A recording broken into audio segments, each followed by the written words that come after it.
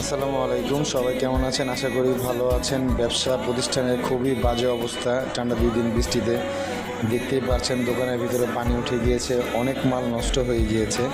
আর যেহেতু কার ডেকোরেশনের দোকান, সব বাইরের চায়না ইম্পোর্ট করা মাল ছিল, বেশিরভাগই মাল নষ্ট হয়ে গেছে। আরও দেখতে পাবেন প্রায় 20-30টার উপরে ব্যাটারি ছিল, ব্যাটারিগুলো সব নষ্ট হয়ে গেছে। সব মাল রাস্তায় পানির ভিতর উপরে ফেলানো হয়েছে। একটা ব্যাটারির দাম প্রায় 22 থেকে 25 হাজার টাকা। এখন আর কি করার আছে ভাই, আল্লাহর কাছে প্রার্থনা করা ছাড়া। সবাই একটু দোয়া করবেন আমাদের ব্যবসা প্রতিষ্ঠানগুলো যেন ভালোভাবে চলতে পারে। আশা করি আপনাদের কাছে ভিডিওটা ভালো লাগবে। এখন প্রায় দুপুর 2টা বাজে, বৃষ্টিও কমতেছে না, দোকানের পানি পুরো ভরপুর। আর যারা স্টাফগুলো আছে তাদের অনেক কষ্ট হচ্ছে, কারণ তারাও আজকে 2 দিন যাবৎ খুব খাটাখাটনি করতেছে।